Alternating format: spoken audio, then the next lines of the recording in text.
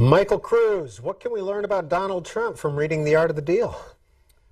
We can learn a lot, I think, and we should. When you're studying Donald Trump, and I think everybody at this point in this country should be studying Donald Trump, The Art of the Deal is the foundational document. And at this point it reads sort of, in retrospect, like a campaign playbook. First and foremost, I think what we can learn from The Art of the Deal is that he is selling fantasy, and he's doing that using hyperbole. Those are his words, not mine. Well, in fact, his words from The Art of the Deal are, I play to people's fantasies. People may not always think big themselves, but they can still get very excited by those who do.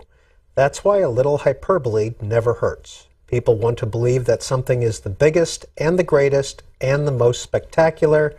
I call it truthful hyperbole. Monica Langley.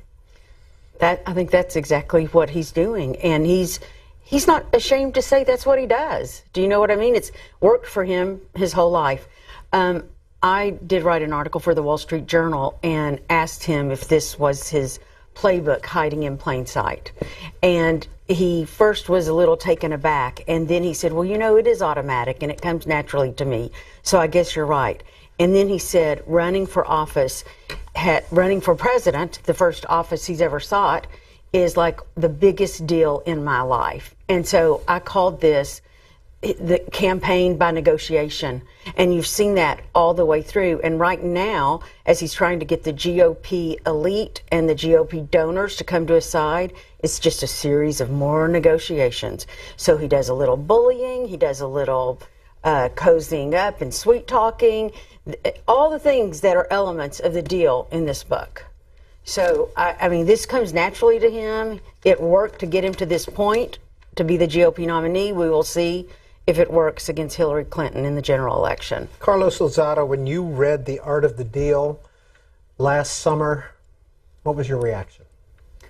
My reaction was that he's the deal, right? It's not his buildings, it's not his TV shows. He's the pitch. It's all about the aura, which is a word that recurs in the book, the aura he presents, whether he's dealing with politicians, whether he's dealing with developers, construction crews. He's his own deal. It's really, and this book, as Michael said, is really sort of the foundational document. If it were books of the Bible, this is Genesis, right? This is the beginning. This is the beginning of Trump, and it was the first time I'd read it. I read it because of that clip, because he said, we need a leader who can write The Art of the Deal. So I figured, well, we have to, he sold me on that.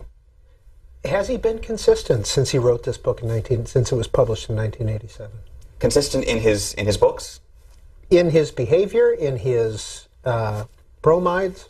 I think there's a lot, that's your word. I think there's a lot of him that we're seeing today that you can see in this book.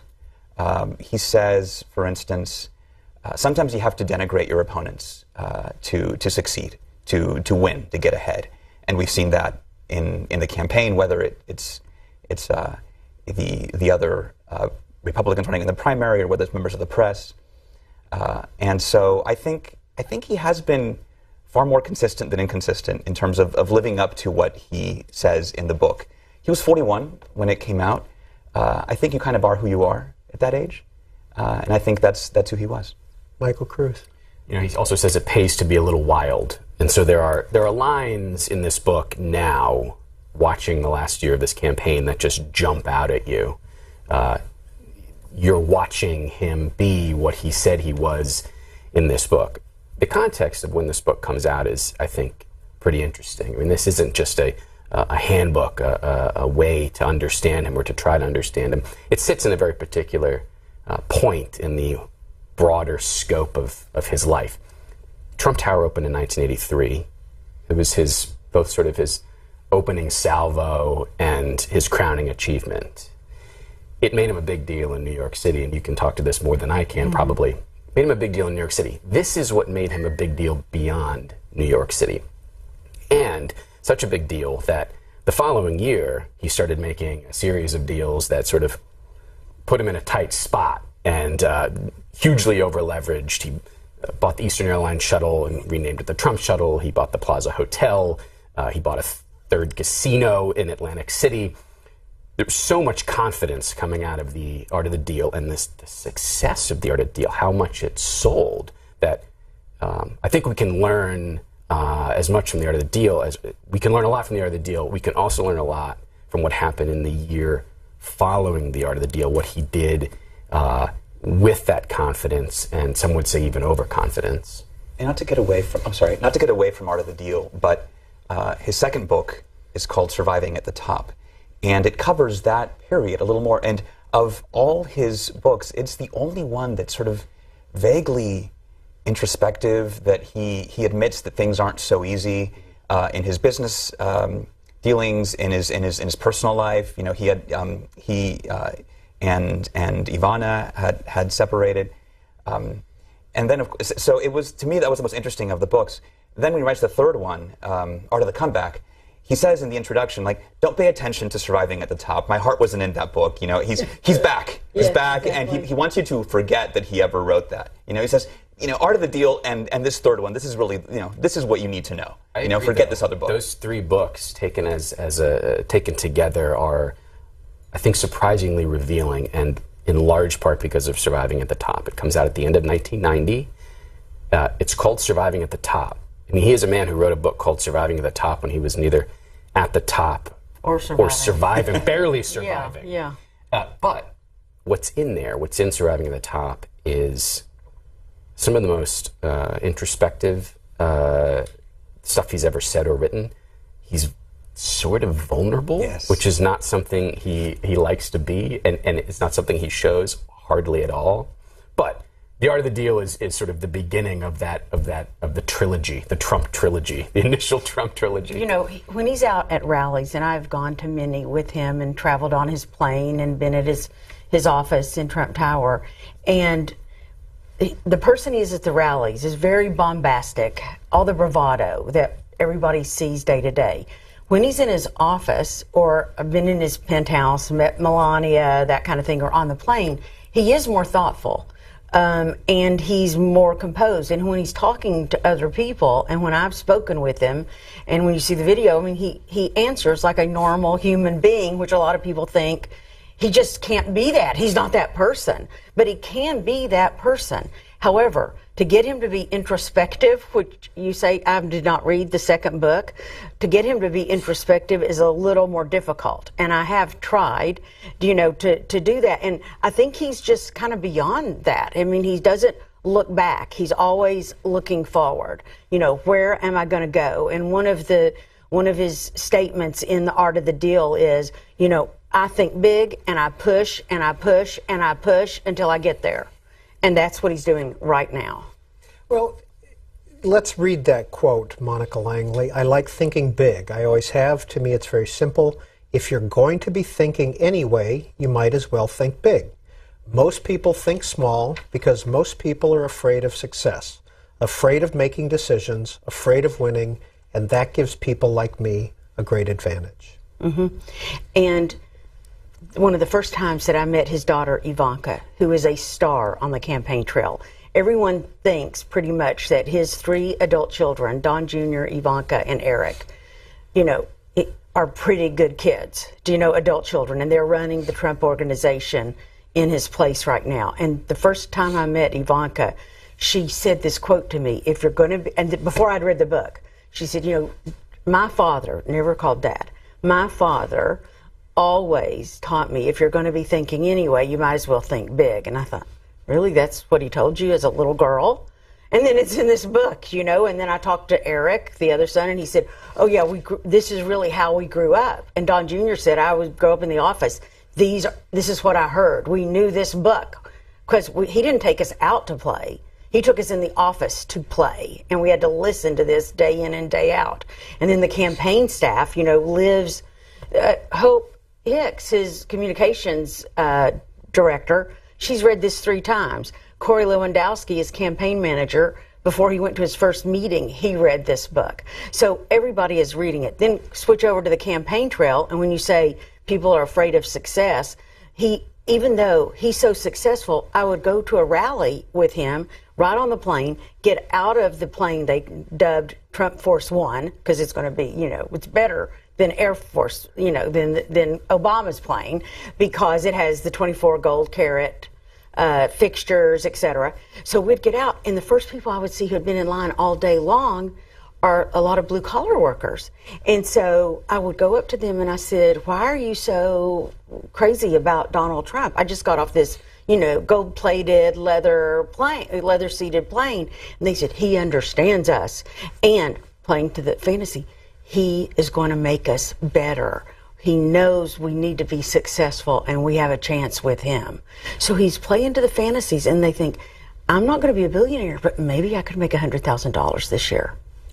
It's also worth pointing out that somebody else who read The Art of the Deal was Mark Burnett, who had done Survivor and then wanted to put Trump into a Survivor-type reality show, which of course turned into The Apprentice, which in my opinion turned into this campaign. I mean, without The Apprentice, he would not have been able to run nearly so successfully for president. Maybe you disagree. No, because he became a household name. Absolutely. And everybody at these rallies, almost without an exception, had seen The Apprentice. Beyond even just having become a household name, he was on that show portrayed as what he wanted to be seen as, which was the ultimate boss. Mm-hmm. And so you can trace back even The Apprentice to The Art of the Deal, if not for Mark Burnett having read this book when he was sort of down on his luck out in California trying to make it in TV, and then thinking about The Art of the Deal when he's trying to come up with sort of his next Survivor.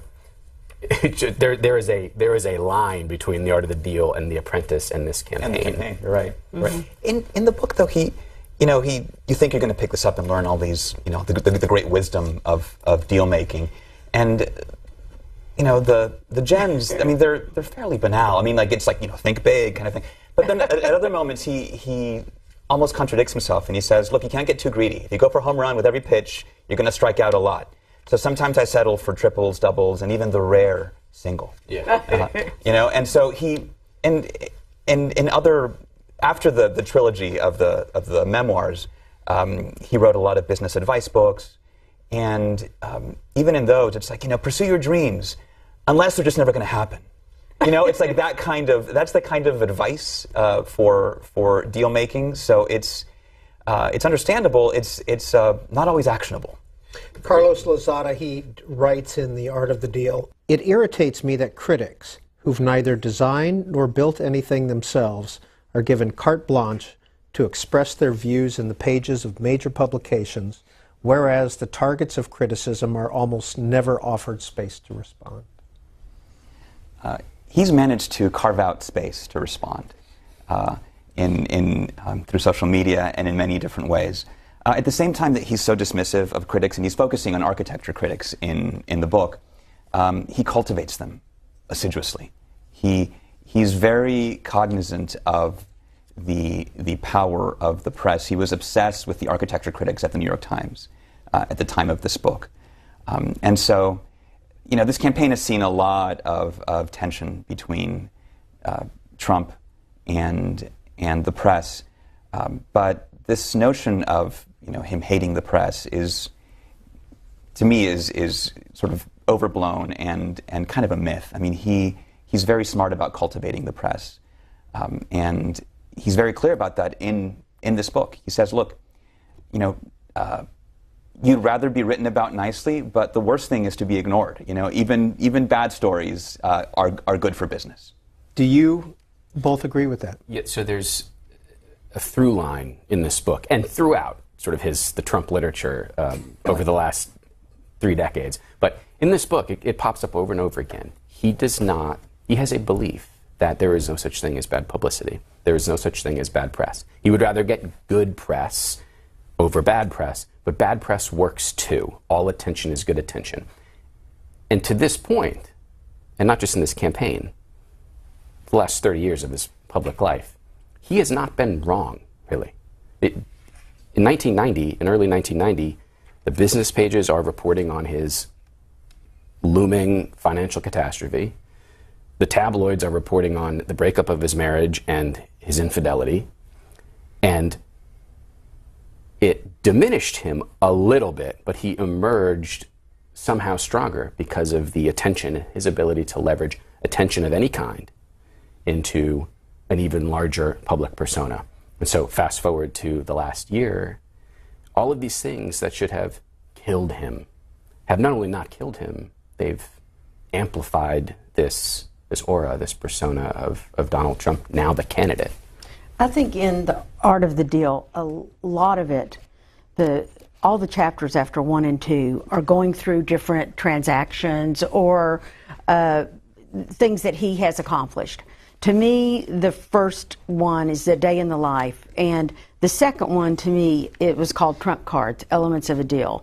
And that's the one that I went through point by point with him, and I found, even though Elements of the Deal, the Trump cards, were about specific elements that he practices, I found that they worked splendidly in this campaign. And to follow up on you, the one that's get the word out, he was like, be outrageous, be controversial, and you will get attention. So the temporary ban on Muslims, the illegal immigrants from Mexico. Truthful hyperbole? Well, but they were controversial. I mean, even attacking Senator McCain as, not worthy of being a war hero. Every time he said that, people say, he's dead in the water. No, the next week he got another 5,000 people at these rallies that were attracting 20 and 30,000 people. Do you know what I mean? So he would do that. That's one, get the word out. And the other thing that he did in getting the word out, he mastered the use of Twitter. Now, it has come back to bite him a few times more recently, but he was the first of the candidates to really, I think, exploit Twitter. And we've seen Hillary in recent weeks, Hillary Clinton, trying to use Twitter herself. So we'll see if she's going to try to answer him on that. I think his use of Twitter is just the latest sort of social media version of what he's been doing exactly his entire life. I mean, before page 6 of the New York Post in the mid-'70s, he used the New York Times society pages, and then page 6 sort of ushered in a tabloid era, and then tabloid and trashy TV comes in the 90s, and the internet, and now social media.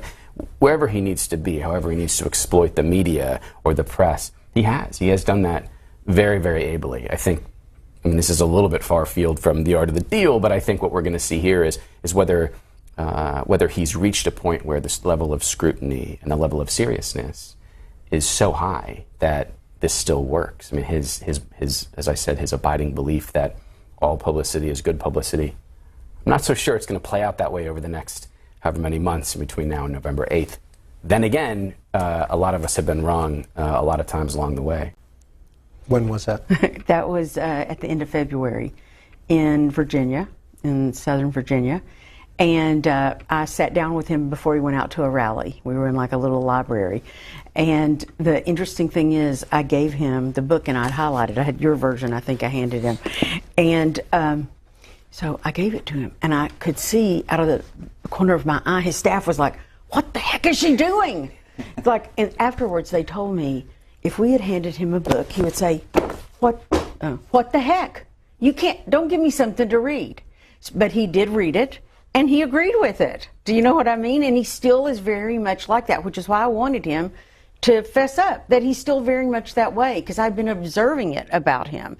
And we all know he's so loosey-goosey out there, and he likes to see and go with the flow. And he became a master of that out on the campaign trail, sometimes to his detriment, most of the time to his benefit, when he would read the crowd. Do you know, and react to the crowd. I mean, he was always doing that, seeing what they were doing. And one of the elements of the deal in his book is know your market.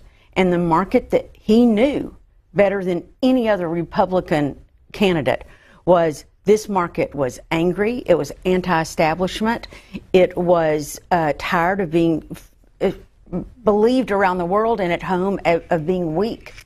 And he knew that market, and he struck that chord.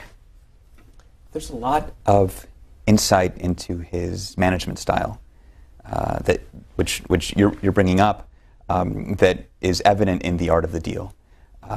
He brags about how you can just get to him directly, right? That look, in a lot of big businesses, there's all these, to get an answer, you have to go through 7 layers of executives who are all probably unnecessary anyway. The Trump organization, it's always the Trump organization, it's never the Trump Corporation, right? The Trump organization, you can come to me and you get an answer immediately.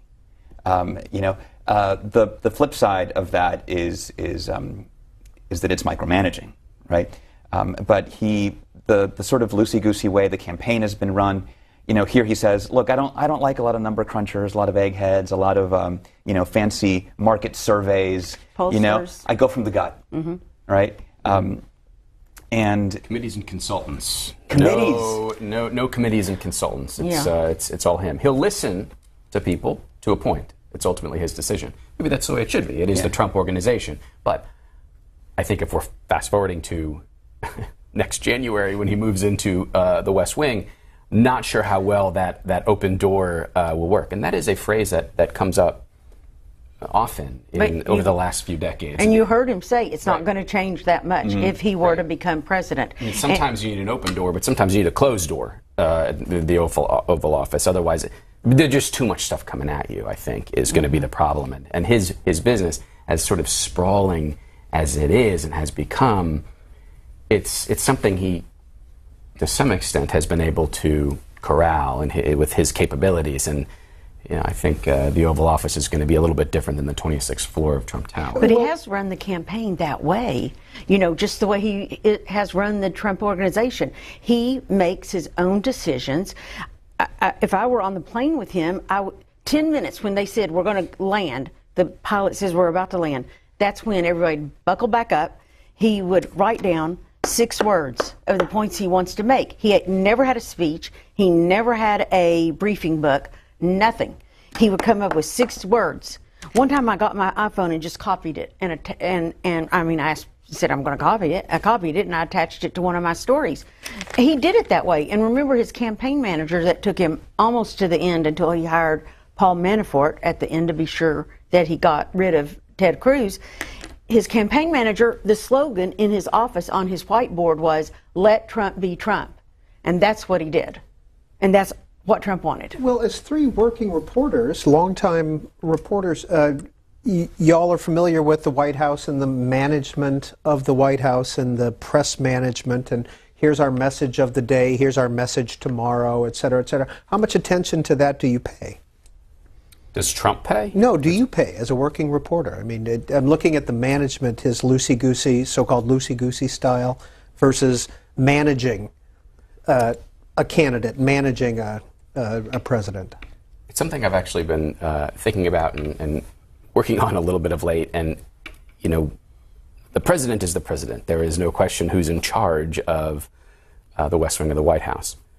At the same time, there is such a volume that is coming at you and such a volume of important, hugely consequential things that to sort of play it so loosey-goosey, to go seat of the pants, as he has done in many cases for many years, is, I think, dangerous. And for previous presidents who've been more inclined toward that side of the spectrum, it hasn't worked well, and they've had to adjust. I'm thinking maybe of Bill Clinton here, who came in and preferred an open door and was sort of loosey-goosey in his own way and had as a chief of staff somebody he brought from home, essentially. And at some point needed to say, okay, I'm the president and this is serious business and I need to make some adjustments, and did. And I think, should he be president, I think that's something that all of us should be watching for. See how this management style, which has worked to some extent with mixed results for 30 years in Trump Tower, how that would translate or would not translate to the Oval Office. I think how it's worked in the campaign, too, is it's going to be hard, I think, for him to say, look, I mean, this is working, right? People have been expecting him to maybe make a pivot, right, after the primary to the general. He's only pivoting. He's leaning into the same direction, right? I think that it's going to be... He has used the teleprompter a few times. Yes. But it's going to be hard to persuade him. Will continue?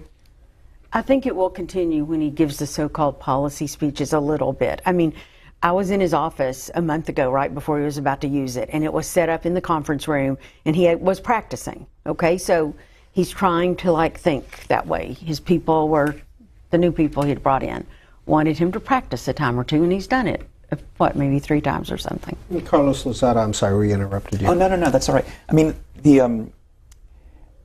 I think it's going to be hard to persuade him and hard for him to think that, he needs to change, right? Because look, no one thought, when he came into the race, he was like 9th in the polls, right? It seemed like this kind of sideshow.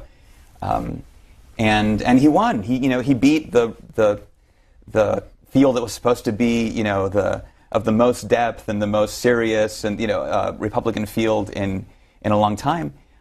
And so, not only have we not seen a pivot, I just don't know who's going to persuade him that he needs to change until he's actually there.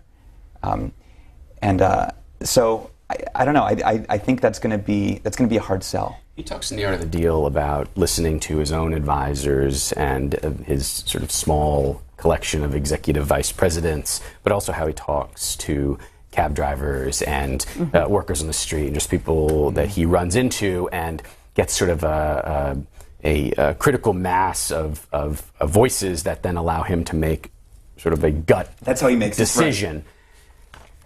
Now, I don't think a President Trump would walk outside onto Pennsylvania Avenue and start talking to people and then make a decision. It just won't. It just can't work. There's a bureaucracy, Congress, all these things that a president needs to sort of navigate in a much more complicated way than anything he's done. I mean, one of the things, this comes out in 1987.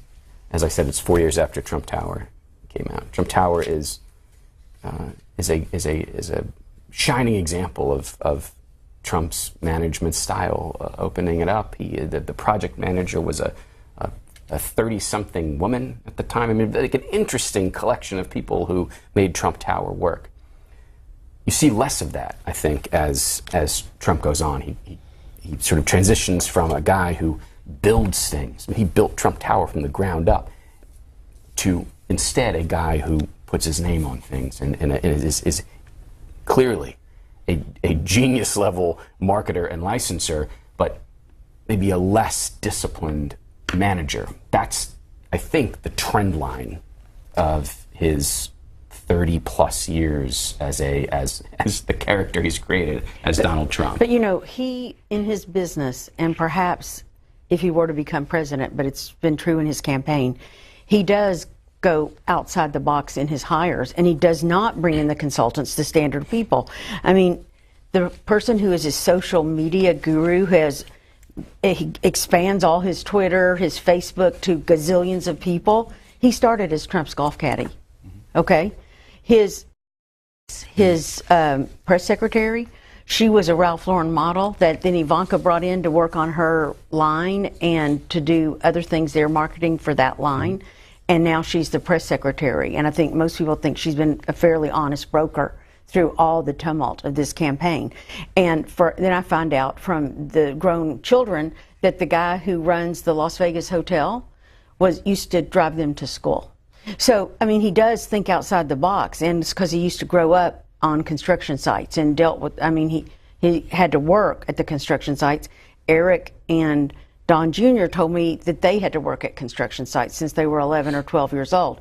So he does look at people in other things and isn't afraid to put them in the mix. So I don't know if he can do that at a presidential level, but he has done some of that. He has traditionally throughout put high expectations on people who are, by the book, underqualified. Totally. And then if those people succeed, that's great. It looks great. And if they don't, bye-bye. Yeah. And they're beholden You're to fired. him. Right. And they're entirely beholden to him. Right? Yeah. He You're prizes fired. loyalty. One thing he says in this book is that he prizes loyalty over integrity, even. Loyalty is the most important thing. Which is why he stood by Corey Lewandowski. And also why he is so loyal to family. There's nobody he's more loyal to most of the time than family. His brother Robert, at least as we see him in The Art of the Deal, is a key component. And now his three first children that he and Ivana made are people who are extremely important in the Trump organization. I have a very simple rule, Mr. Trump writes, when it comes to management. Hire the best people from your competitors, pay them more than they were earning, and give them bonuses and incentives based on their performance. That's how you build a first-class operation. He goes on to say, in my life, there are two things I've found I'm very good at. overcoming obstacles and motivating good people to do their best work.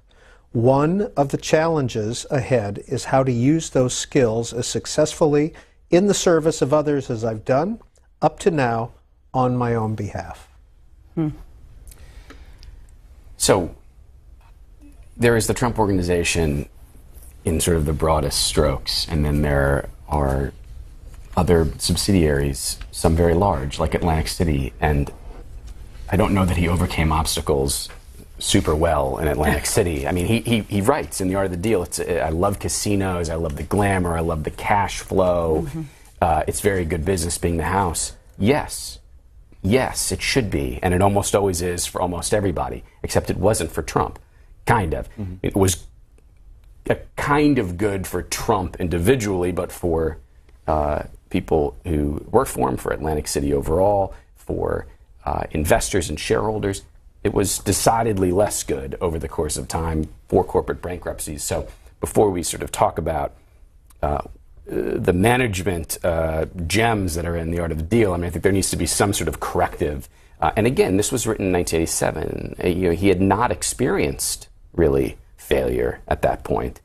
It starts happening in the late 80s and into the early 90s, and then there are portions of his business record that have been the opposite of success over the course of time. Carlos Lozada, he writes in here, I fight when I feel I'm getting screwed, even if it's costly and difficult and highly risky. There seems to be a sense of right and wrong in this book, that quote, plus the fact that he writes about helping that woman who was losing her family farm, and he held a fundraiser for her. He says she worked hard all her life, and here she is losing her farm. It's just not fair. And so what does he do, right? He describes that. That's in the first chapter of Art of the Deal.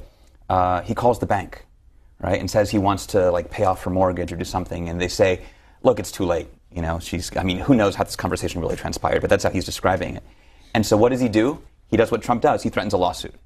He's like, I'm going to, slap a huge lawsuit on you for murder because you drove this poor woman's, husband to suicide.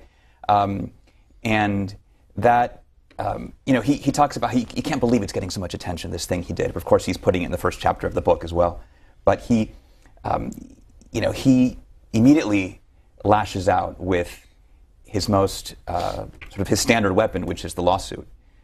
In that first chapter, he both threatens a lawsuit and is being deposed in another one. Just in describing his week, that's how it goes. So that combativeness that we're seeing in the campaign, and that litigiousness and the threats of litigation, we're seeing are very evident here. How he has handled critics, if you want to call them that, over the course of the last year in this campaign. The playbook for that is in The Art of the Deal. I mean, that is one of the things that, with all of his sort of inconsistencies, that is an absolute consistency. If somebody does something that he doesn't like, if somebody says something or writes something that he doesn't like, he goes after them. Or the Trump University litigation. I mean, he has hammered on that. To a fault, some would say. If he had settled this before... he says, I don't settle. I well, fight. He does. He has. I know, but he doesn't settle this. And so, the question, I think, is pending as we move into sort of the summer and the thick of the general election, whether that was the right move in this situation. If he had settled, we wouldn't be talking about this, or we wouldn't be talking about it nearly as much. And he can't accept that he might have been wrong in this case, and so it is full assault on the judge and on down. Anybody who is critical of Trump University, how he handled that entire episode. When he admits mistakes in this book, it's always in his failure to see how stupid other people were. That kind of thing. Or I never realized that, he was an owner in the short-lived USFL, right? The alternative pro football league. And his biggest mistake, he says, is he didn't realize how weak the other owners were. Those are the kind of mistakes to which he is able to admit. And he chalks up the loss in court in the NFL versus USFL antitrust suit to the fact that the jurors almost took pity on the underdog NFL. I mean, it's just laughable looking back. I mean, most objective observers would say that if there is one person who ruined the chances of the USFL to be a secondary professional football league in this country, it is Donald Trump. I mean, he is the reason the USFL didn't work. It might not have worked. The NFL is just an absolute behemoth and has become even more of a behemoth since then. But Donald Trump is the reason that the USFL didn't work when it didn't work the way it didn't work. So when you all read The Art of the Deal, did you find it to be accurate? Did you find his descriptions of deals to be accurate? Selectively truthful. He's, as I think a lot of people are, he's selectively truthful. I found it totally in character with the person that I've come to know. I didn't know him back then, but I found it totally in character with his, truthful exaggeration, he calls it. He loves to be the best, show that he's the best, all of that. And I will say, because I write about CEOs and billionaires for the Wall Street Journal, and I think all of the CEOs and billionaires that I cover have some of Donald Trump, and Donald Trump has some of them. They all occupy a rarefied air. They all are full of themselves to be to that point. They have had to knock away competitors. They have had to think differently. And so one reason when I first met him in August, when everyone else thought he was like crazy and had no chance, and I went in his office and introduced myself, and he knew who I was because he had read some of my profiles of others. And so we got along, and I said, look, I'm going to treat you legitimately because you're a CEO and billionaire. And so from that point on, I knew that I could work on a level playing field with him in a way differently because I kind of knew the ground he walked. And it is a little different. I mean, he is much more, maybe has much more ego, much more, a little craziness. But I think all CEOs and billionaires to some extent have these tendencies. When you look at a book like this, I mean, it should be fact-checked assiduously, and people should look at that. But I mean, I think, like a lot of books, certainly, I mean, he was politically attuned and engaged in the book. He was not a politician when he wrote this. But I think also with just a lot of political memoirs and a lot of books like this of major public figures, they're propaganda, right? They're not meant to be a very detailed, honest accounting of a life or a career. So, and I wouldn't limit that to Art of the Deal. Limit it to really sort of any kind of, especially campaign time political books. They're usually not very good, and they tell very selective truths, as you put it. This one is actually, it's entertaining. Like, I mean, I'd rather read this than read, whatever Tim Pawlenty's campaign memoir was. I mean, like, this is interesting. Earlier in the primaries, when I was reading a lot of these sorts of books, I enjoyed The Art of the Deal relative to some of the other books by some of the other candidates, which are just dreadful. I mean, at least this one is fairly entertaining. Did you all pick up in this book why it's the Trump Organization and not Trump Inc. or anything else? Trump Organization started when it was Donald Trump. I mean, I think that is a key thing that he says here. Right? He's just himself, but he needs to be the Trump Organization to start very early business deals when he had nothing to sell. He has an aura. Trump Organization is all about the aura, I think. I assumed it was some kind of like business formality, some reason why you call it one thing or another. Well, it's different. Marketing. It was organization versus corp or Inc. Yes. He says people consider you to be sort of more worth dealing with. I think to my point about this being selectively truthful, what he doesn't write at that point in this book is that a huge part of his ability to talk with these people, to start making some of his earliest deals in the 70s, is his father and his father's political connections and his father's business record. If he were just Donald Trump and Fred Trump had not been Fred Trump and had not done what he had done, in Queens and Brooklyn, building all those middle-class homes. No way Donald Trump would have gotten the ears of some of the people he was able to talk to start some of those early deals. But at the same time, he distances himself from his father quite graphically in this book, and for good reason. I mean, this is a we've seen this in the campaign. I am a self-made man, and this is not just a campaign thing. This has been something he's sort of over-protested, in my opinion, throughout his public life, downplaying the role that his father had, specifically politically and financially, with especially his early success.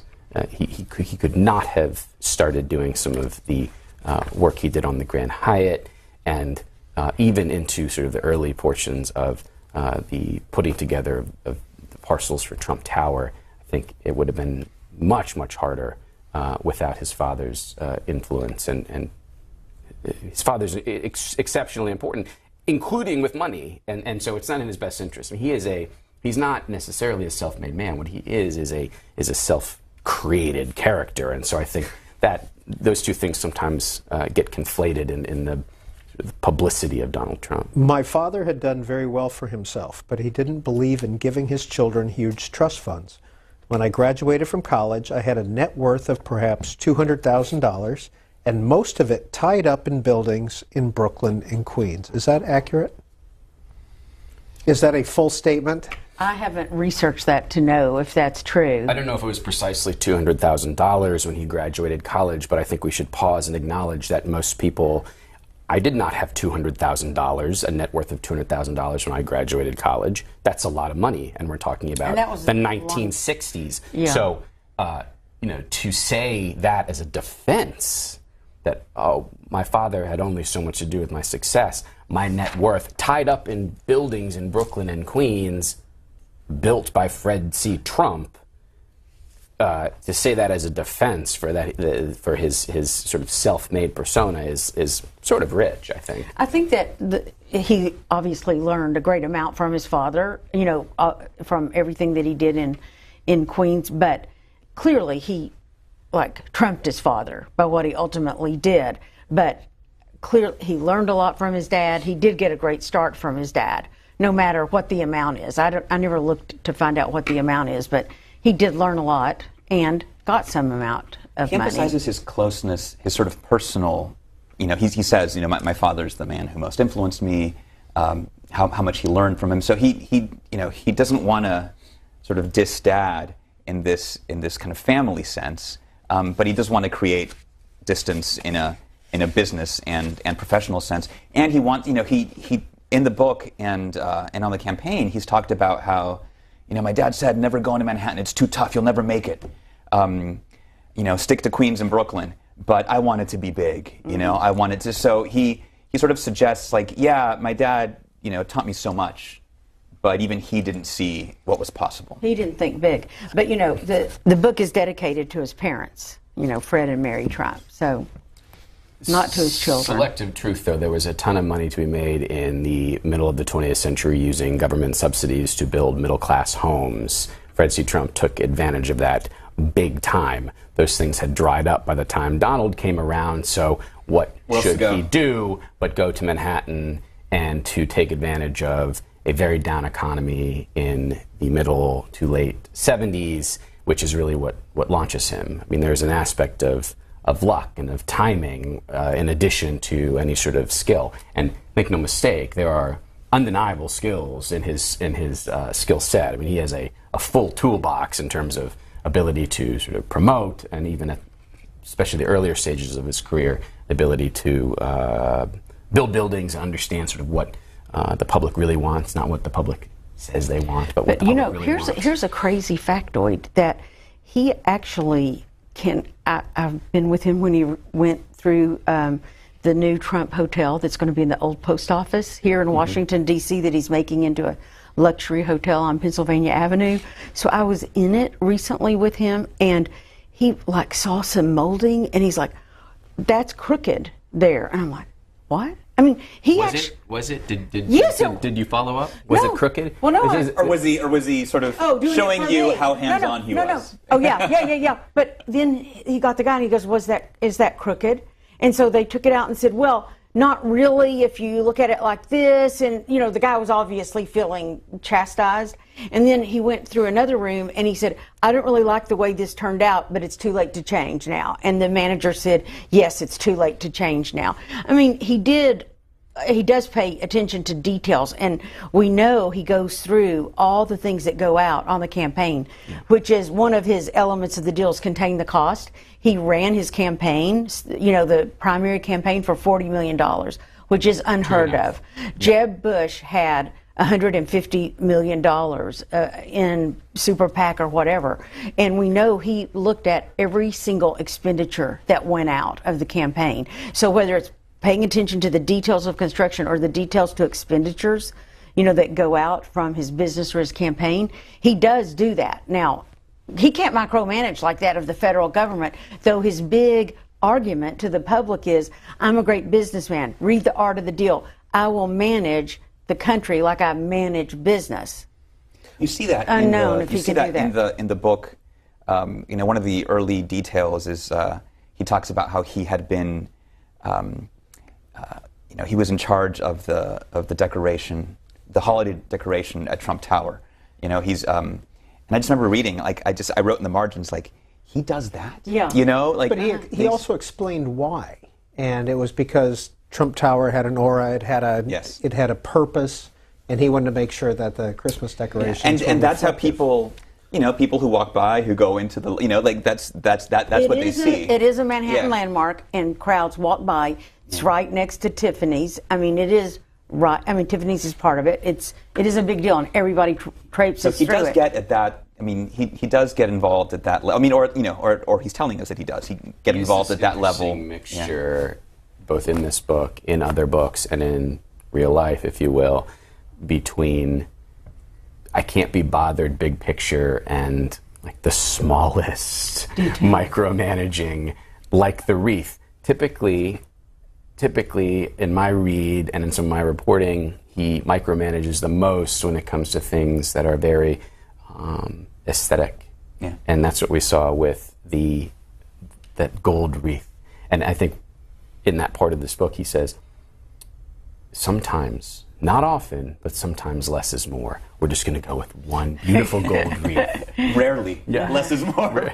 No, and he even he tells us how he likes earth tones more than primary colors, or the opposite. I can't remember one of the.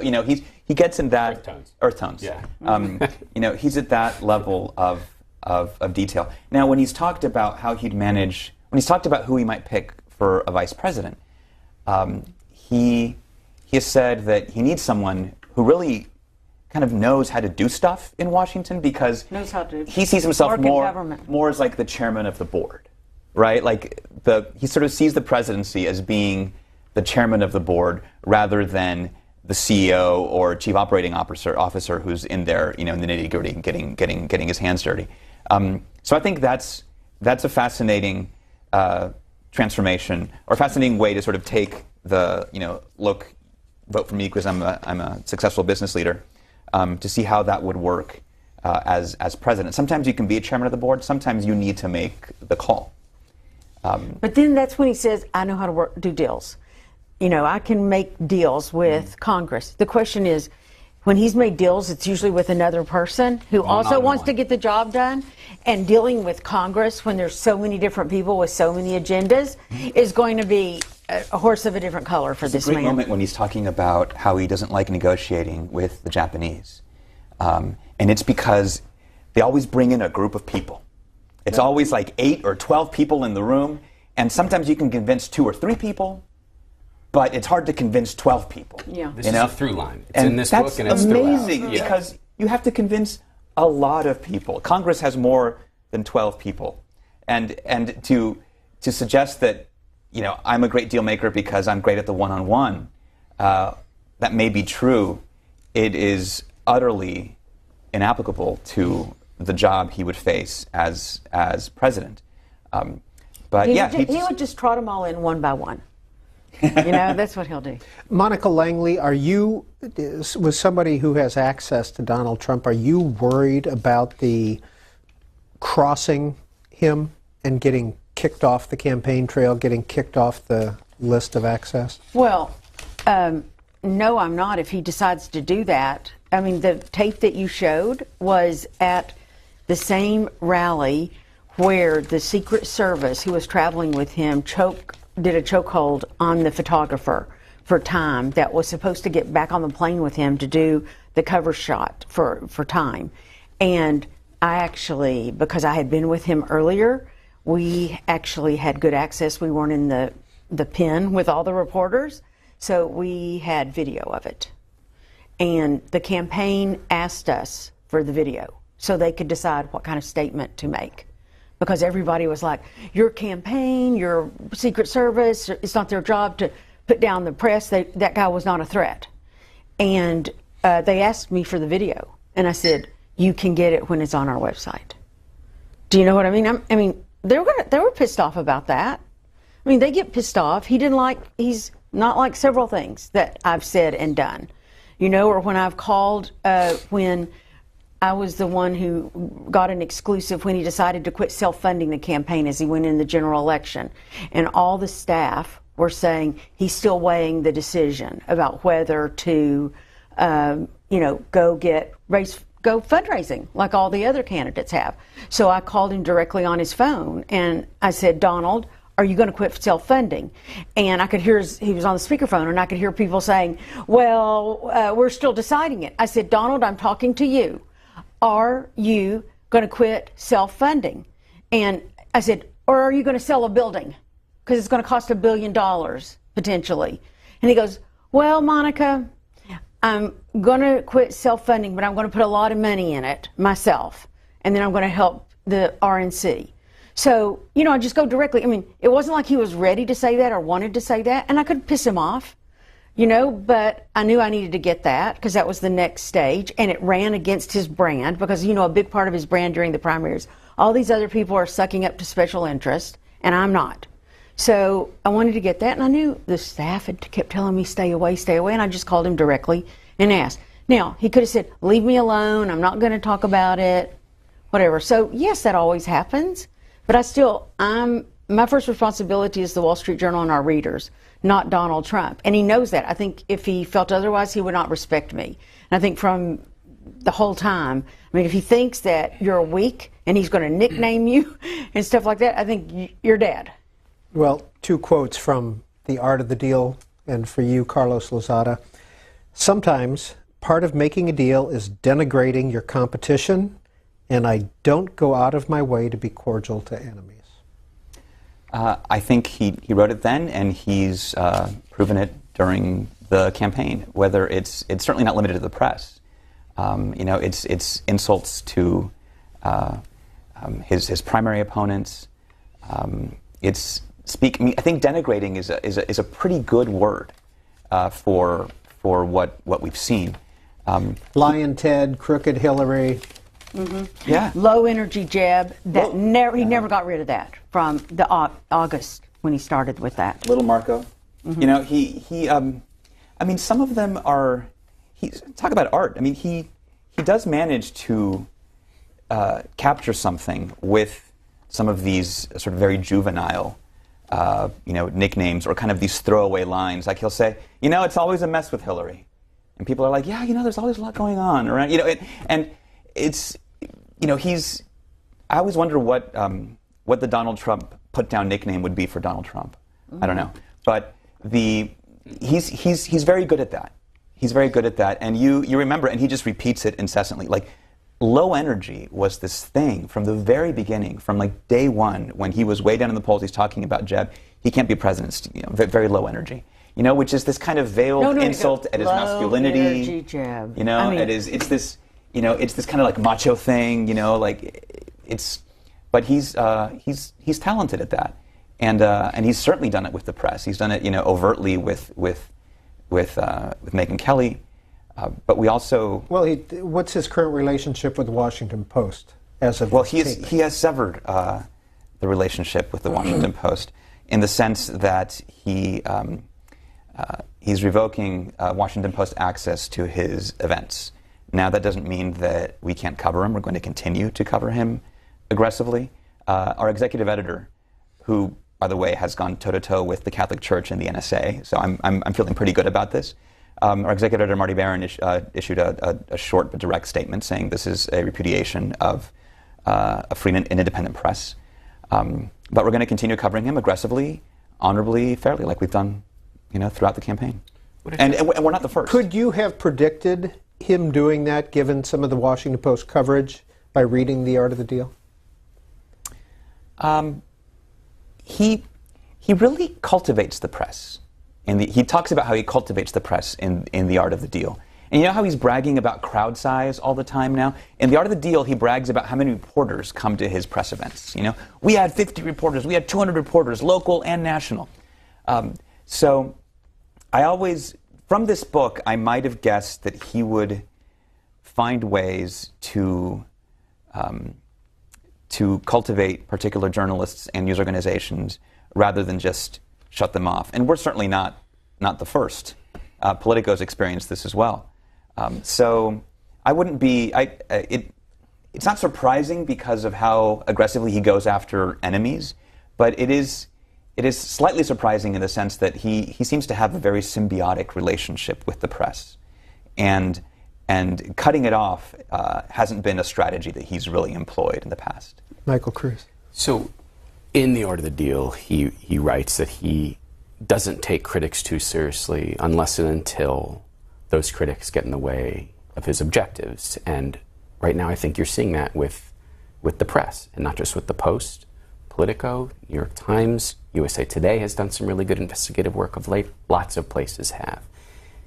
They're his enemies now. They are critics, and they are literally in the way of him becoming president, because there are months more.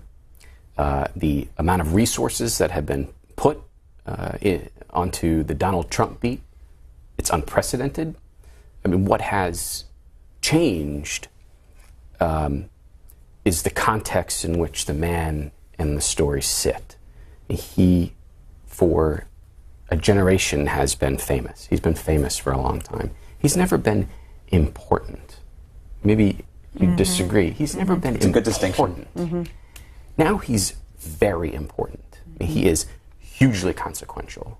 He is a man of global importance. And so, because of that, I think he is being covered in a way that he has never, ever, ever been covered, not even close. And it's starting to make him uncomfortable because I think he judges accurately that this is problematic, that if the coverage continues this way, which it will eventually put him in a position of weakness, which is a position he hates heading into November. Also, he doesn't need the press as much as he did. I mean, there was no Twitter in 1987, right? There was no way to directly address the crowds that you wanted to reach. There was no round-the-clock cable either. I mean, now he can dominate cable, and they were, they on his all... phone. Yeah, I mean, then he can call into any show or appear when they want. Cable is desperate to have him on. And now Hillary Clinton is trying to play that game. In the last week, every time he goes on, she goes on. Same thing, she's starting to call in.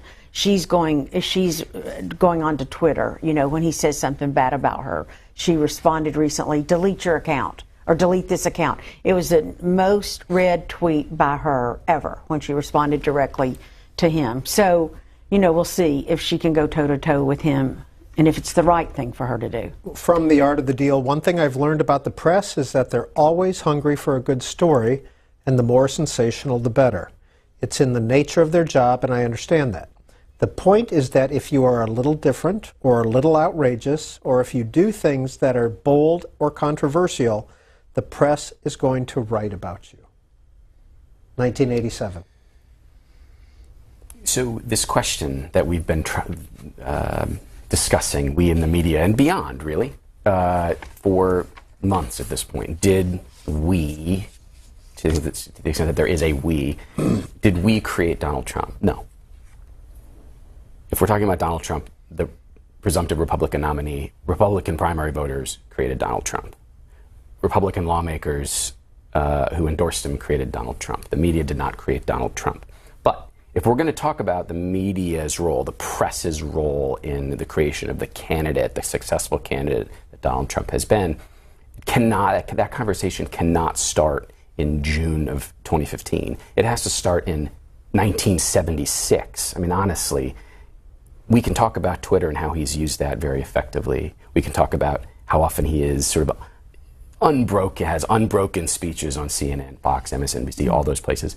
But before cable and before Twitter, it was People magazine. It was page 6 in the New York Post. It was Playboy. It was Playboy. He's always identified a way to have a certain omnipresence in a different kind of media and in a less serious media. And I think what has happened over the last 25, 30 years is that there is less of a distinction between, oh, well, that's page 6, and this is the business pages of the New York Times. People used to sort of draw that distinction, and there were kind of two separate Donald Trumps. There was Celebrity Donald Trump on page 6 and in People magazine, and then and Lifestyles of the Rich and Famous, and then there was Atlantic City Donald Trump, Trump Tower Donald Trump being covered in the inside of the New York Times. What's happened now, I think, is that it's all just stuff. It's all just content. And so he has used that reality to create confusion. Or people are already confused, and he's taken advantage of that. Go ahead, I was Carlos. going to say, he was one of the first rich and famous to be featured on Lifestyles Rich and Famous. He may have been on the first show. It was, he's been famous, as a business leader, and I think I read this in your paper, he's been famous longer than Bill Gates, right? He's been famous think of any sort of living business leader. His run of fame has extended as long or longer than any of them. And it's not just been in business, it's the whole Trump persona. So you're right. I think that's a smart way to look at did the media create Trump trope? And if that's the case, it goes back far, far longer. Okay. I remember as a young kid in the Midwest learning about Donald Trump through an ice rink. It's something he comes back to again and again in The Art of the Deal. Did that make his national reputation?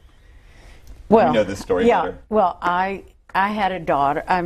My daughter was born in New York City, and I've lived there for many years. And from Tennessee.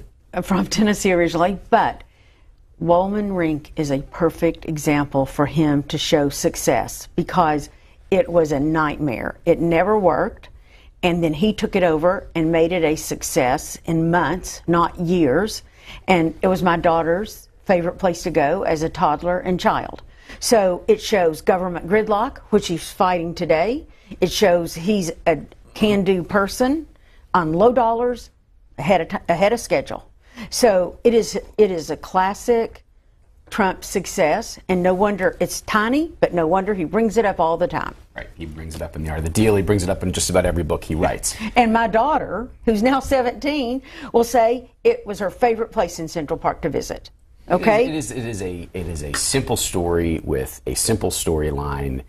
It was, yes, a success, but it is so small potatoes compared to some of the other things that Trump has done and many of the other things so many other people have done. And so it is this very straightforward tale of the success of private enterprise over the incompetence of the public sector. Mm-hmm. And he has milked Woolman Rink since 1986 for all that it's worth and then some. I think we can all agree. I always, when I would see him talking about that story, it's in so many of the books, you're right. I would remember when Mitt Romney would talk about the Olympics, and it's that was a big deal, and organizing the Olympics, it was a bigger deal than fixing a skating rink. But after a while I was like, is that, you can't hang so much on that. That doesn't prove to me that you'd be, terrific at all these other things. And there's a larger record, but it's, people love the Olympics. At least they used to. People love ice skating rinks. Kids, it's like this morality tale. Because he hated the mayor, and he showed him up, and so he loves writing about it. He also writes in The Art of the Deal about Television City. What is Television City? Television City, well, what it would have been is a plot of land on the Upper West Side. You can certainly speak to this. He had options on it not once but twice, and sort of never really did even close to what he wanted to do initially. It's one of the first plots of land he had in the 70s. He was trying to get NBC to stay in Manhattan, which of course it did ultimately anyway, but was trying to get it to move from Midtown out to his gargantuan new sort of Trump-branded city within a city. Never really amounted to the variety of plans that he laid out over the course of decades, really. Mm-hmm. There's this threat, like, I mean, it's the way he talks about trade deals and stuff, like, you know, they're eating our lunch, they're going to go to New Jersey, they're going to go to New Jersey, you know, and that's what he kept saying, you know, if he didn't get what he wanted, then, you know, New York was going to, you know, would cease to be the media capital of the world, which has not, last I checked, you know, occurred. Yeah. Yeah.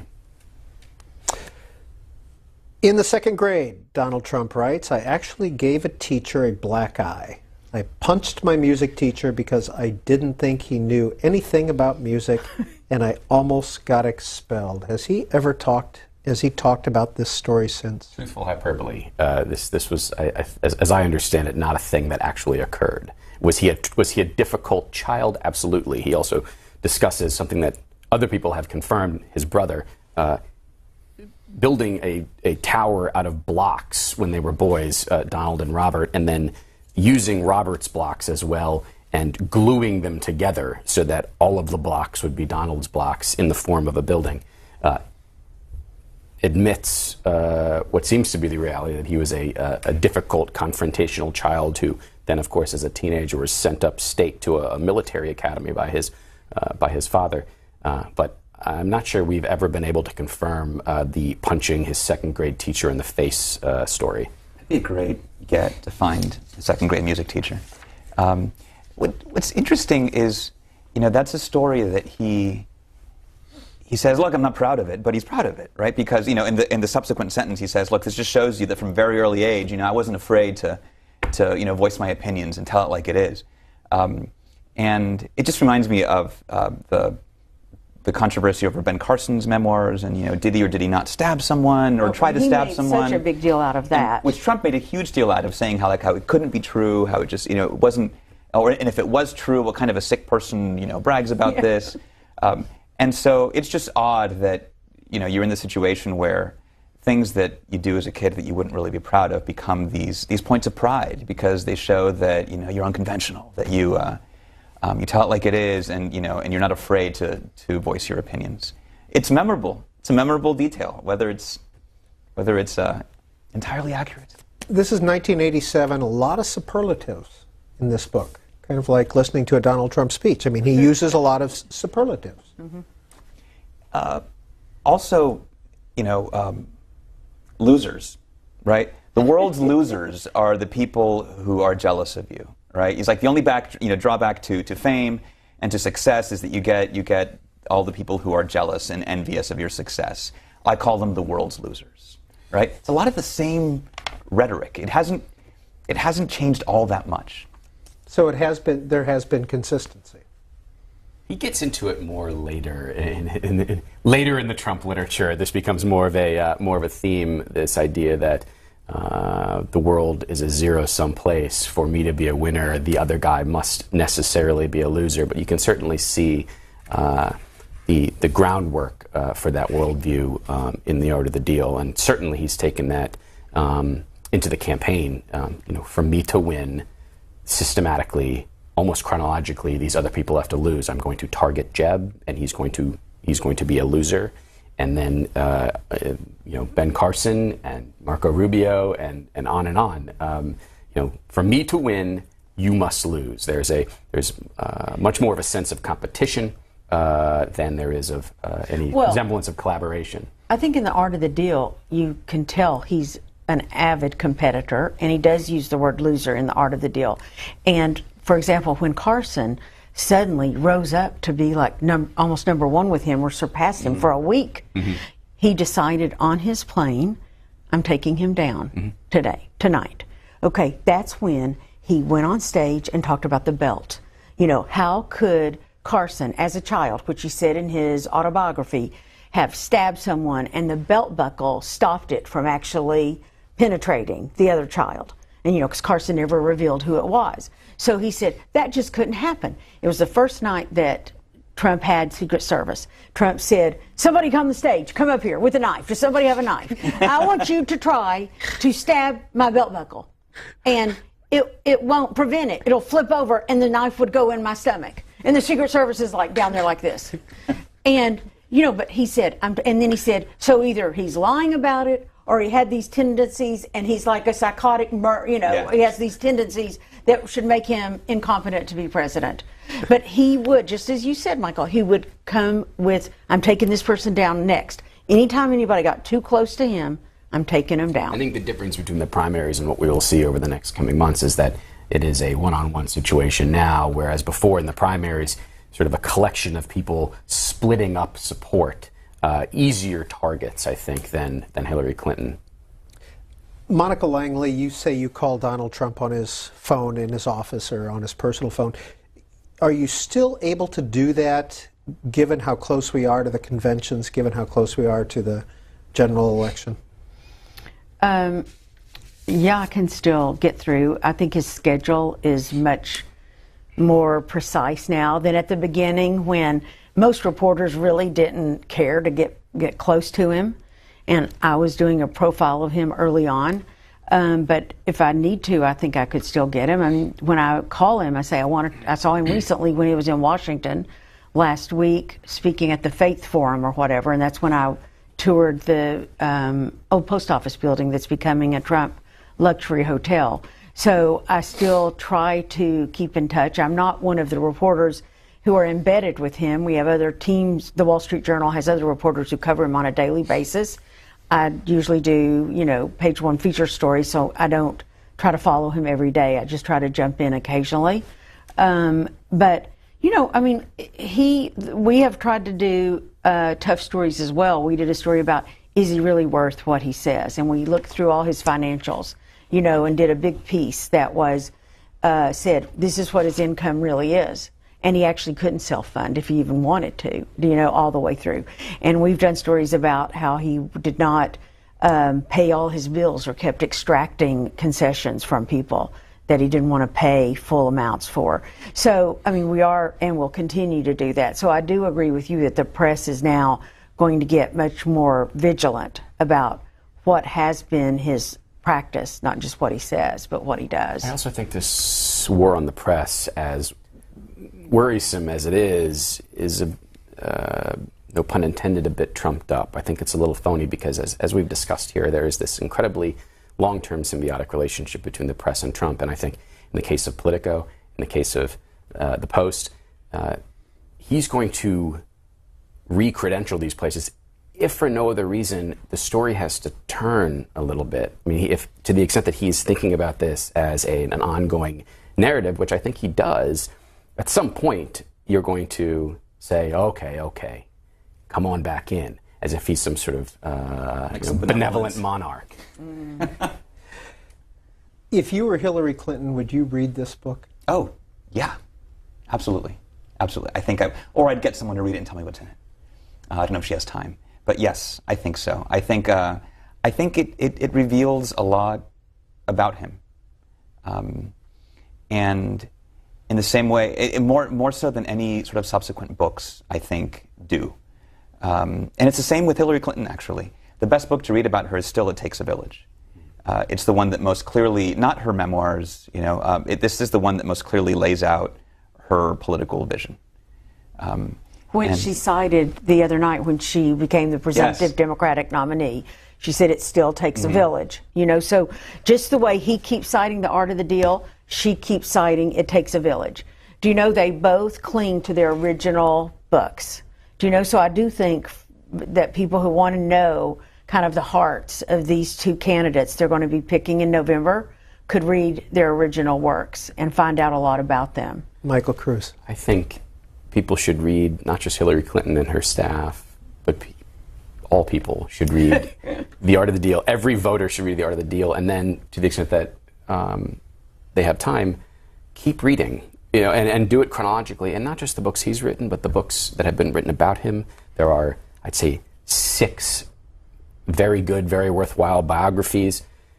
Or if you don't have time or the inclination to read entire books, there are oodles of really good, incisive profiles on Donald Trump, starting with Wayne Barrett's work in the Village Voice in 1979, Marie Brenner in 1980 in New York Magazine and in Vanity Fair in 1990, up until somebody like McKay Coppins for BuzzFeed in 2014. It's not that Trump is not known. It's all of this is known. He's been a public figure, and people have been reporting on him, and not just in fluffy celebrity ways at all, for decades.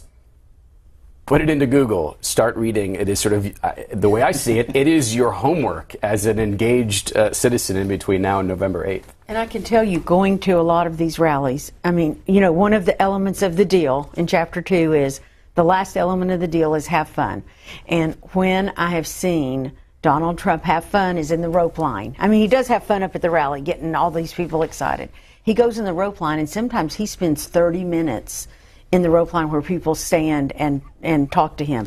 His favorite people to talk to are the people holding the Art of the Deal. And there are so many people that say, please sign my book. He signs every darn book that is out there. More than a hat that he makes money on, more than a sign, is The Art of the Deal. And he's proud to say it's probably the #1 best-selling book out there, business book out there. Is that true? Which it's not. No, I think. But he says that. I think the Tampa Bay Times did a whole look at this and found that it was maybe the 5th or 6th, which is still pretty good. Yeah, best-selling business time. Book. How to Make Friends and Influence People, Dale Carnegie, is still by multiples the best-selling business book. But I like what you're saying about fun. I suspect this is the most fun he is going to have in this process. And I think something he says in this book, I think it's an Art of the Deal, it may be in one of the other 2 trilogy books, he says that what he's really about is the chase. He says the same assets that excite me in the chase, often once they are acquired, leave me bored. For me, the important thing is the getting, not the having. And I think that, does he want to win? Absolutely, right? He wants to rub it in everyone's face. He'll write another amazing campaign book. I'm sure we'll learn all about that. But the notion of having to run this thing day to day as president, I suspect is probably a lot less exciting to him than winning it. A couple of months ago, Glenn Thrush, a colleague of mine at Politico, interviewed Roger Stone, kind of a longtime political consultant for Trump, and Glenn asked Roger Stone, does he want to be president? And I thought it was really interesting how Roger Stone answered, he wants to win. I never understood how Jimmy Carter became president, Donald Trump writes in The Art of the Deal. The answer is that, as poorly qualified as he was for the job, Jimmy Carter had the nerve, the guts, the balls to ask for something extraordinary. That ability, above all, helped him get elected president. Well, Donald Trump is exactly the same way, don't you think? I mean, it's all about having the balls to do anything. I mean, that's why I said, if any reporter shows weakness to him, I approached him as an equal. I think we all have to do that. I mean, I have seen network anchors or the correspondents come to him and say, well, wait, I want to ask you this. He said, giggle, say, spit it out, or he moves on. I mean, he really has no tolerance for, being nice if you're not strong. I mean, he's just all about being confident, moving on. He comes from a position of strength. You have to show strength. And his children, when they come into the office, they say, we need to do this, this, and this. They don't say, oh, Dad, what about this? I've seen the kids come in and say, I need you to meet with so-and-so about this deal. They're like telling this and this. Do you know? They're not saying, well, what about this and what about that? The weird thing about why he gained respect for Jimmy Carter is because Jimmy Carter asked him for money, right? He, after his presidency, I think for the Carter Library or for the Carter Center or something, he asked Donald for a donation, and that's what impressed Trump, right? That he would have the guts to ask for a large amount of money. At the bottom of that page, the page in which he tells that Jimmy Carter story, he also gets into Ronald Reagan, who, of course, at the time of the publishing of this book was the president. And he says about Ronald Reagan, I think Americans are starting to catch on that he's just a smiling, pretty face, and there's not much going on there. I'm paraphrasing. But he is not kind to Ronald Reagan, sitting president in 1987, in The Art of the Deal, which should be pointed out in the context of what he says about Jimmy Carter as well. Right? Iran-Contra, this was not a great time in the Reagan administration. In his subsequent books, he gets religion, and he talks about how terrific Reagan was. But in his foundational document, as you put it, he's not a fan. He thinks he's an empty suit. The Art of the Deal, too, it comes out right around the same time he kind of talks about running for president for the first time. In late 1987, he went up to New Hampshire and gave a speech at a Rotary Club, at a restaurant, and did it because he was asked to by a guy in New Hampshire who wanted him to run for president, who was going through some low-level formal process to draft Donald Trump. And I don't know that he had ever really thought seriously about running for president at that time. I don't think he was even then in late 1987, but he knew he had a book to move, and it was coming out. And so he went up and gave this speech, and no doubt it helped move some product, as did, in September of that year, an ad he put in the New York Times and the Boston Globe, and I think the Post as well, criticizing American foreign policy and saying basically a lot of the things he said in this campaign. All of this sort of injected him into the political bloodstream in late 1987, which then alerted people to this forthcoming book called The Art of the Deal. He's kind of done that over and over again, right? He sort of flirted with running, and there was always something to pitch at the time, whether it's a book or a show or something else. America We Deserve comes out in 1989 when he's having his dalliance with the Reform Party, and now, of course, Crippled America. There's always a book, which isn't unique to Donald Trump, but he was doing it even when he wasn't actually running for president. Did you know, though, when, 6 days after Mitt Romney lost in the last election, he filed for the trademark Make America Great Again. He was so convinced then that he could have done better. Now, of course, Romney is out there talking and so convinced he could be better than Trump. But on speaking of people he praised, in addition to Jimmy Carter in the Art of the Deal, he even praised Sylvester Stallone, right? In The Art of the Deal for creating these characters. And so, what did he create? Rocky and Rambo. Thank you. Two of the all-time characters. He yes. And along with, of course, Donald J. Trump. So I'm predicting that at the Republican convention, Sylvester Stallone will make an appearance. I don't know. I just think these kind of people, he wants to bring some pizzazz. The showbiz, the reality star aspect. He wants it to be more fun. Part of being a celebrity is being in proximity to other celebrities, and the pictures in this book, as well as every other book that has ever come out with his name on the cover, they are filled with pictures of Donald Trump with other celebrities. At Mar-a-Lago, at the resort second home or whatever number home in Florida that Trump has, he not in this book, but in other books, he talks about everyone that he has down there. And Michael Jackson and Lisa Marie Presley, when they were together, they were there. He talks about having dinner with Sinatra. He claims in this book he doesn't like going to parties, but he clearly loves being in that party scene and being seen with famous people, because that's his shtick, right? He's not just a successful business executive. He's not now just a politician. He's all those things. He's everything, and he's kind of been this sort of exaggerated version of every big thing in America for the last several decades. Like in the 70s, he was partying in the New York clubs. In the 80s, he was becoming, really rich. In the 90s, he had, financial struggles and, family, everyone was having affairs in the 90s, right? 2000s, suddenly he's reality TV star, and now he's like a Twitter fiend, right? He's every obsession in America, he has captured it. Carlos Lozada, recently in the Washington Post, you had a piece recommending 2 novels or 2 books that could be today. Sort of.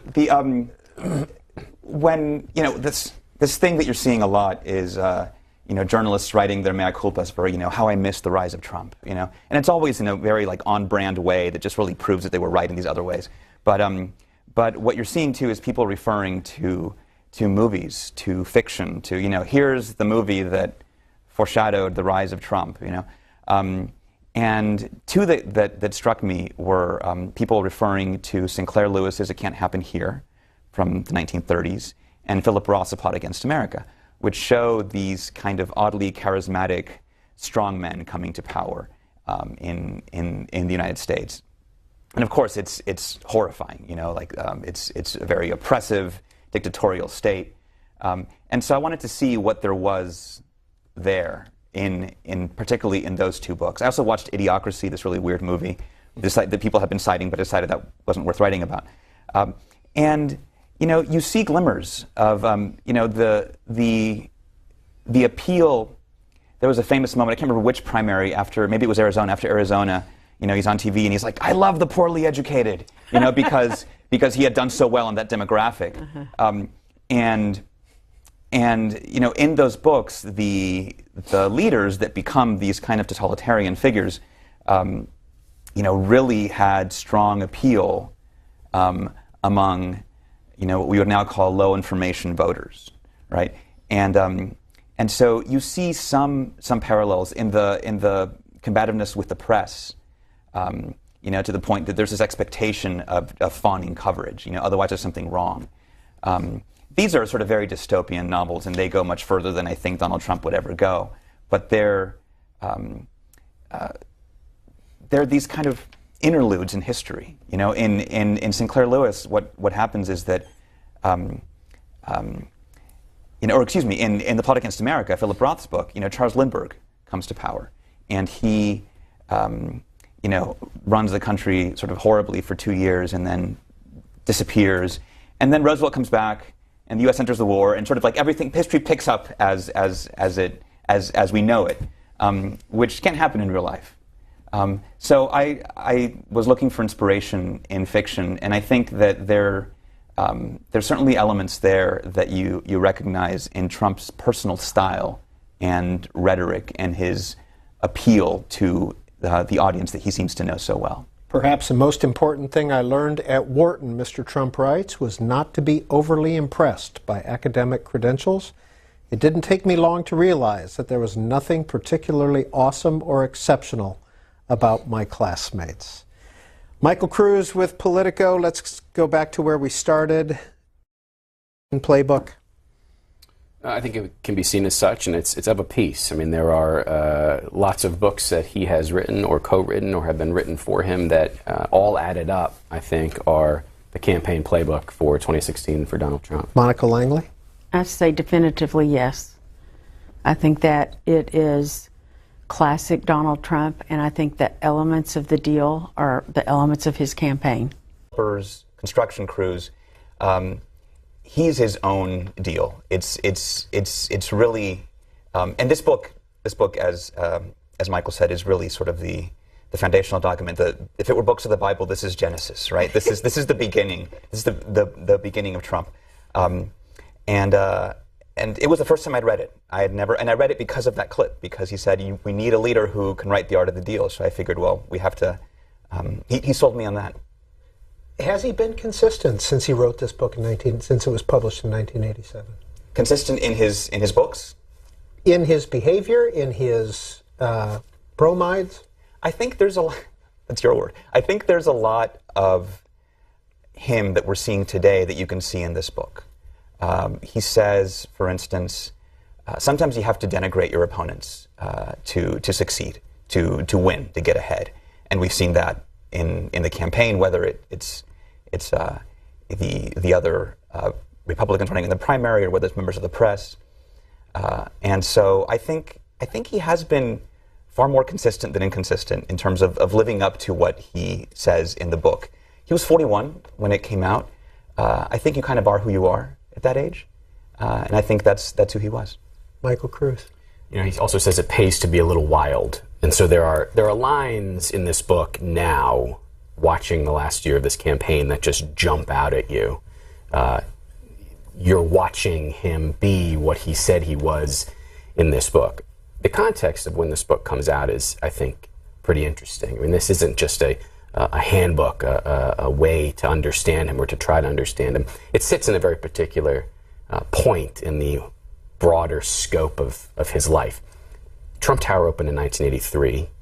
It was both sort of his opening salvo and his crowning achievement. It made him a big deal in New York City, and you can talk to this more than I can, probably. It made him a big deal in New York City. This is what made him a big deal beyond New York City. And such a big deal that the following year, he started making a series of deals that sort of put him in a tight spot and hugely over-leveraged. He bought the Eastern Airlines shuttle and renamed it the Trump Shuttle. He bought the Plaza Hotel. He bought a third casino in Atlantic City.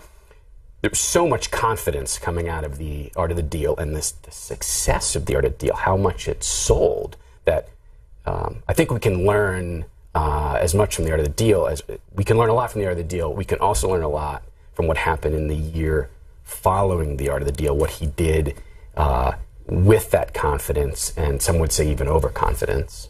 And not to get away from Art of the Deal, but his second book is called Surviving at the Top.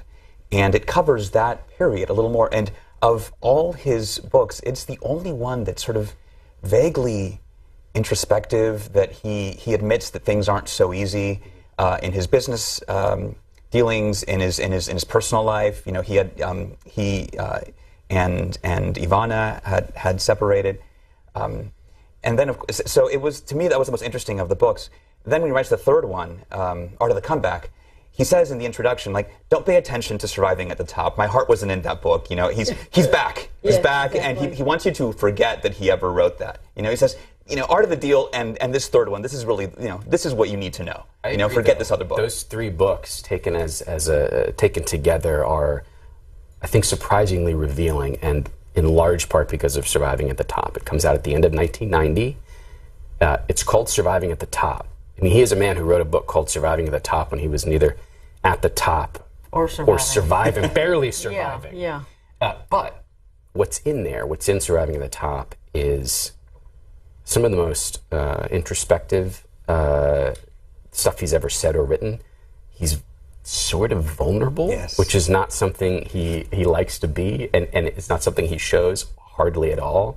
But the Art of the Deal is sort of the beginning of the trilogy, the Trump trilogy, the initial Trump trilogy. You know, when he's out at rallies, and I've gone to many with him and traveled on his plane and been at his office in Trump Tower, and the person he is at the rallies is very bombastic, all the bravado that everybody sees day to day. When he's in his office, or I've been in his penthouse, met Melania, that kind of thing, or on the plane, he is more thoughtful. And he's more composed. And when he's talking to other people, and when I've spoken with him, Trump Force One, because it's going to be, you know, it's better than Air Force, you know, than Obama's plane, because it has the 24 gold carat fixtures, etc. So we'd get out, and the first people I would see who had been in line all day long are a lot of blue collar workers. And so I would go up to them and I said, why are you so crazy about Donald Trump? I just got off this, you know, gold plated leather seated plane. And they said, he understands us. And playing to the fantasy, he is going to make us better. He knows we need to be successful and we have a chance with him. So he's playing to the fantasies, and they think, I'm not going to be a billionaire, but maybe I could make $100,000 this year. It's also worth pointing out that somebody else who read The Art of the Deal was Mark Burnett, who had done Survivor and then wanted to put Trump into a Survivor-type reality show, which of course turned into The Apprentice, which, in my opinion, turned into this campaign. I mean, without The Apprentice, he would not have been able to run nearly so successfully for president. Maybe you disagree. No, but because he became a household name. Absolutely. And everybody at these rallies, without an exception, had seen The Apprentice. Beyond even just having become a household name, he was on that show portrayed as what he wanted to be seen as, which was the ultimate boss. Mm-hmm. And so you can trace back even The Apprentice to The Art of the Deal, if not for Mark Burnett having read this book when he was sort of down on his luck out in California trying to make it in TV, and then thinking about The Art of the Deal when he's trying to come up with sort of his next survivor. There is a line between The Art of the Deal and The Apprentice and this campaign. And the campaign, you're right. Right. In the book, though, you think you're going to pick this up and learn all these, the great wisdom of deal making, and the gems. I mean, they're fairly banal. I mean, it's think big kind of thing. But then at other moments, he almost contradicts himself, and he says, "Look, you can't get too greedy. If you go for a home run with every pitch, you're going to strike out a lot. So sometimes I settle for triples, doubles, and even the rare single." Yeah. And so in other, after the trilogy of the memoirs, he wrote a lot of business advice books, and even in those, it's And when you see the video, I mean, he answers like a normal human being, which a lot of people think he just can't be that. He's not that person, but he can be that person. However, to get him to be introspective, which you say I did not read the second book, to get him to be introspective is a little more difficult. And I have tried, to do that. And I think he's just kind of beyond that. I mean, he doesn't look back. He's always looking forward. Where am I going to go? And one of his statements in The Art of the Deal is, I think big and I push and I push and I push until I get there. And that's what he's doing right now. Well, let's read that quote, Monica Langley. I like thinking big. I always have. To me, it's very simple. If you're going to be thinking anyway, you might as well think big. Most people think small because most people are afraid of success, afraid of making decisions, afraid of winning, and that gives people like me a great advantage. Mm-hmm.